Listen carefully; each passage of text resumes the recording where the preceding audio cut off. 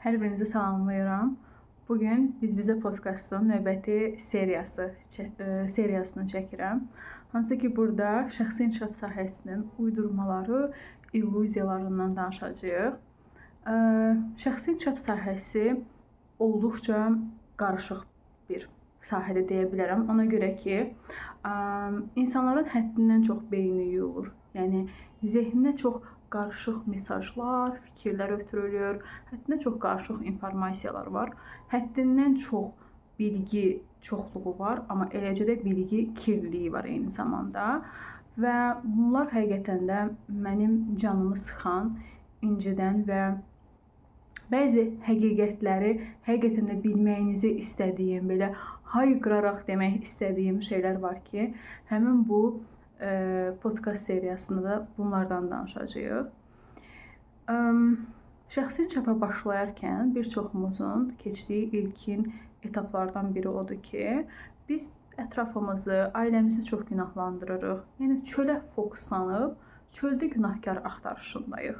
Günahkar axtarırıq. Əslində öz yaralarımıza baxmaq, bastırdığımız hisslərə, keçmişimizlə üzləşmək əvəzinə belə deyək də, o xalçanın altına süpürülən şeylər ki var, onlara baxmaq əvəzinə biz xalçanın üstü nələrsə axtarırıq.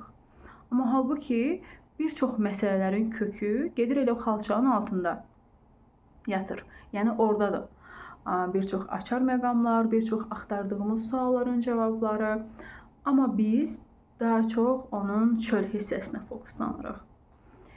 Və burada da ən böyük yanılğı və ən böyük vaxt itkisi məhz burada başlayır.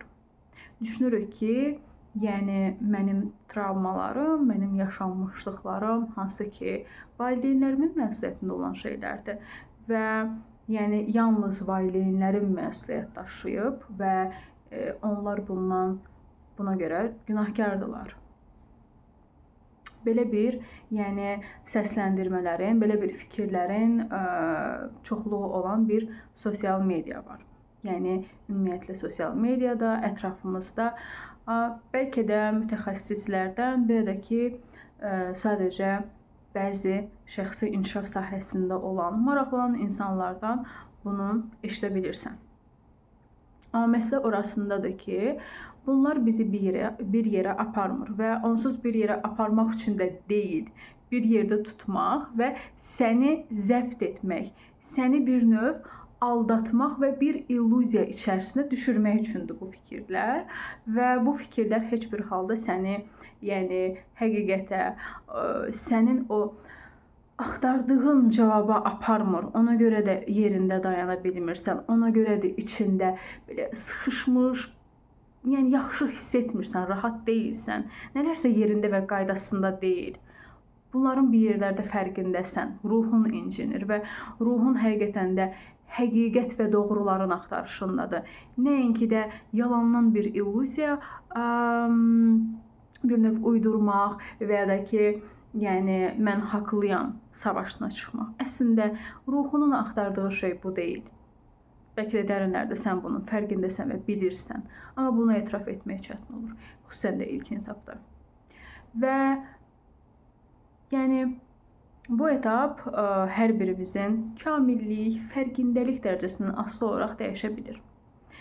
Biz daha sonra artıq yönəlirik ki, yəni növbəti bir etapda digər insanlar da var, insanların yaşanmışlıqları var, insanların acıları var. Yəni təkcə acı çəkən, təkcə bu təklik, yalqızlıq içərisində itib batan mən deyiləm, yəni mən tək deyiləm. Məndən başqa insanlar da var. Bəli, bunu görməyə başlayırsan. Artıq dünyaya gözlərin açılmağa başlayır və bir qədər genişlənməyə, daha geniş bir yerdən baxmağa başlayırsan. Elə əsas da dönüşüm buradan başlayır. Sən başqalarını görə bilirsən, başqalarını duya bilirsən, hiss edə bilirsən və bu bizim insan olduğumuz, yəni bizə bir növ insan olduğumuzu xatırladan yerlərdir. Çox dərindir, amma eyni zamanda da çox lazımlıdır, yəni. Çünki sən tək deyilsən, yəni sən bu dünyada bir sistemin parçasısan bir kütlənin parçasısan, fərdsən eyni zamanda, amma eyni zamanda da onlardan bir parçasan, bir üzvsən. Yəni bir növ bunu bir insana bənzədəsi olsaq, düşün ki, sən insan olaraq hər hansı bir orqansan. Həmin bu sistemin bir orqansan və digərləri də müəyyən bir parçalarını, orqanlarını əhatə edir və bu orqanlar birlikdə bir sistemi, bir üzvü yaradırlar və birlikdə var olurlar. Yəni birlikdə varıq əslində, tək deyilik. Məsələ budur. Bu həqiqətə oyandıqda artıq sənin həyatın həqiqətən də çox möhtəşəm bir şəkildə dəyişib dönüşməyə başlayır və sən qəbul etməyə başlayırsan. Əslində çox insani və çox dərin, belə deyək də, çox da empatiya qurduğumuz yerlərdir, yox? Hansı ki, digər insanların da taleyini, acısını görə bilirsən və başa düşə bilirsən ki, əslində müqəssir heç kim deyil. Bəli, günahkar heç kim deyil. Günahkar axtarışına çıxası olsan, bu uzanacaq və gedəcək. Və sonu yoxdur. Bunun bir sonu yoxdur. Məsələ orasındadır ki, bu dünyanın qurduğu bir sistem, bir illüziyadır bu. Bir oyundur. Bəli, sən oyunun içərisindəsən və bəzən qurban ola bilərsən, amma fərqində olsan və ayılsan, idarə eləyən sən olacaqsan. Qurban yox. Bunu bilməyini istəyirəm. Bəli. Və sən nə qədər ki, bir çox şeylərin cavablarını çöldə axtarırsansa, içindən qaçırsansa və içinə dönmürsənsə ki, ən dərin kamillik, ən çox dərindən bilən, hiss eləyən, səni başa düşə biləcək parçan məhz daxilindir, daxilində yatır. O sənin ruhun, Tanrındır. Və bunu bilib, yəni içinə döndükdən sonra hər şey onsuz dəyişir. Mümkün deyil ki, dəyişməsin. Sənin yəni fərqindəliyin, idrak səviyyən və həyata, hadisələrə baxış bucağın çox dəyişir və çox böyüyürsən. Və bu etapda biz artıq başlayırıq dəstək almağa, başlayırıq çöldə, yəni bir növ, belə deyək də, bir mentor axtarışına və bir çoxumuzun yolu onsuz bu şəkildə başlayır. Axtarırsan və onlardan da dəstək alırsan, özünü həqiqətən dəstəklənmiş hiss edirsən və başa düşürsən ki, yəni sən tək deyilsən. Sən tək deyilsən heç bir halda. Və sonraki etapda isə artıq sən onları başqa gözlə yox, başqalarımış kimi deyil, artıq öz parçan və öz tərəflərin olaraq görürsən və başa düşürsən və oyanırsan ki, əslində baş verən hər bir şey sənə xidmətdə idi və baş verən hər bir şey acılı, ağrılı olmasına baxmayaraq, faydalı və ya faydasız olmasına baxmayaraq sənin üçün var idi və səni müəyyən bir yerə aparmaq üçün əslində səndən bir növ sənə aid olan parçalar idi və sən idin eyni zamanda. Hansı ki, buna ruhun icazə vermişdi və ruhun bunu çox istəyirdi ki, sən bunları yaşayasan. Bu podkast çox dərindir. Bunlar mənim illər boyu yaşadığım və düşünüb üzərinə çox analiz etdiyim, müşahidə etdiyim, idrak etdiyim və bir çox fikirlərin oturduğu şeylərdir və çox böyük təcrübələrin, eləcə də çox böyük ağrı, acı, həmin o etaplardan keçdiyim şeylərdir. Ağrı, acı əslində bilsən nədir? Bizə ağrı və ya acı verən, yaşadan şey bizim buraxa bilmədiklərimizdir. Biz nə qədər ki, bir şeylərə həddindən çox tutunuruqsa, həddindən çox tutub yapışırıqsa və bu sanki mənəm, mən imişəm kimi, əslində sən bir şey deyil, yəni konkret olaraq biri deyilsən də, sən hamısından eyni zamanda və sən konkret bir tərəfindən tutub yapışdıqda və özünü yalnız ona aid hiss etdikdə və çərçivələdikdə, etiketlədikdə, o zaman özünü dar hiss edirsən, o zaman ağrı hiss edirsən və bu acı verir əslində sənə. Yəni heç bir halda sənin yaşadıkların deyil. Belə.